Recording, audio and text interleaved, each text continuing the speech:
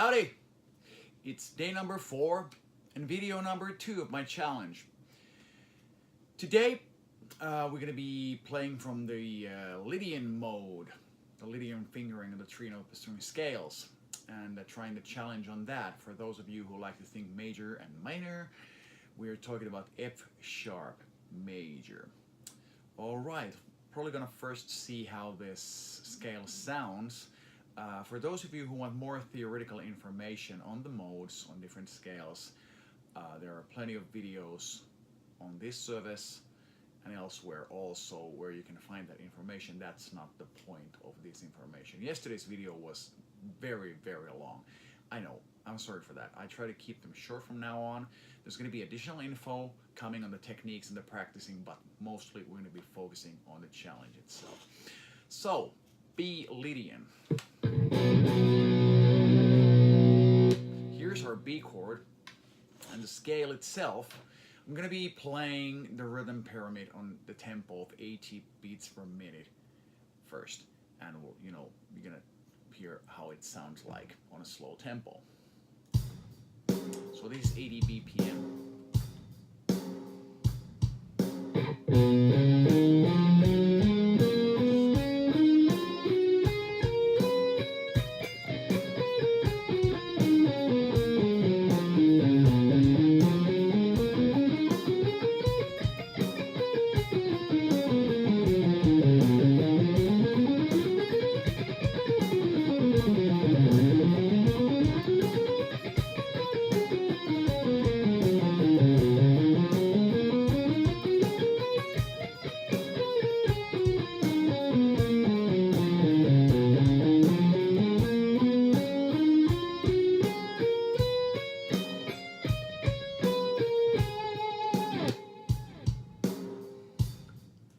Okay, so it's considerably more bright sound, more of a bright sound than yesterday's Phrygian mode. So today's exercise I was able to get up to 110. I did try it also on 115, but it was a bit messy, so I decided to go back to 110, and that's what I'm going to be trying also on this video. I failed to mention yesterday that I move, when I'm practicing, I move in 5 beats per minute jumps. So if I start on 70 beats per minute, I'm going 75 next, 80, 85, 90, and so forth. A good goal would be, for me at least, to go up to 125, which already is going to be a very fast tempo, and that would just mean for me to be able to start from the low string and move the starting string up to the highest string and then back down to the lowest string, to be able to make a full cycle on the fretboard. I also failed to mention that you can actually start also on different fingers if you want, but that's going to give you very many variables.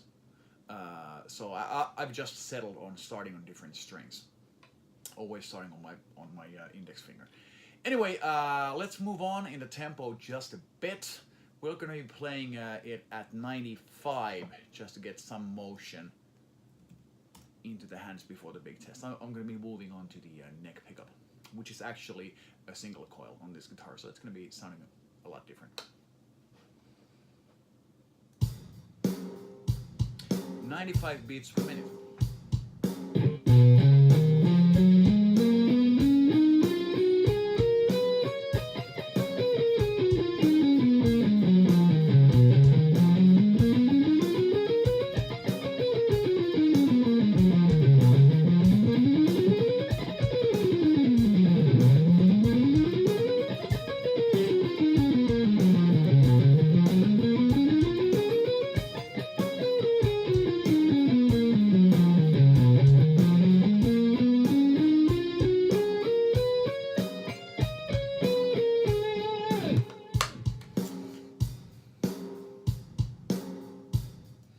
Okay, I could imagine that over the course of this video somebody's going to ask me a question about why do you start so slow, on such a slow tempo, you know, when you do 8 notes and triplets, and your fastest note is the 16 note triplet.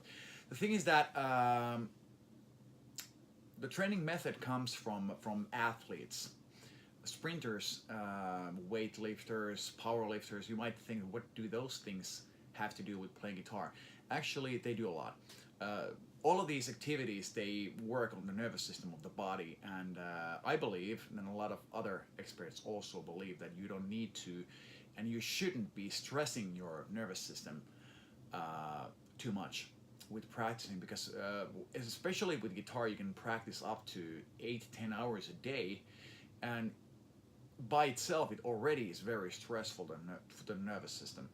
And if you keep just pushing the envelope all the time, going pedal to the metal and trying to play on your fastest tempos, you really tire up the nervous system and create a lot of stress. Powerlifters start their cycles on approximately 70% of their 1 rep max. That's one way of training. And if you think of sprinters, they really don't run on their top speed that much of their time. So I know that for myself, if I practice on low tempos, I can concentrate on sound, on pick angles, and all of that stuff that makes the lick sound as good as it can. Because when I go to the highest tempos, all of my concentration goes on to creating the actual lick. It goes on to the technical, trying to play cleanly. So I can't really concentrate on how things sound. It's just the effort of making the lick that's the most important thing, the only thing at that point. So I actually do a lot of different work on those slower tempos and really concentrate on timing and sound. Anyway, I guess it's up to the actual challenge now of trying 110 beats per minute. Let's see what happens. And here we go. Today's top speed, and hope I don't crash and burn.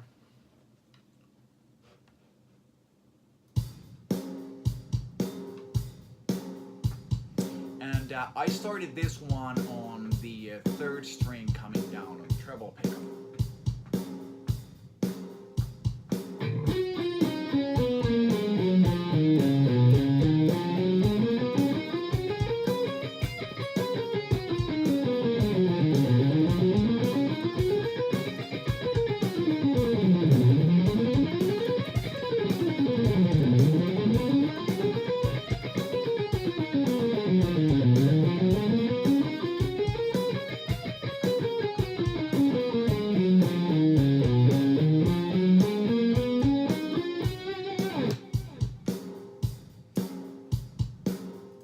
Okay, there I only played 1 cycle of the pyramid.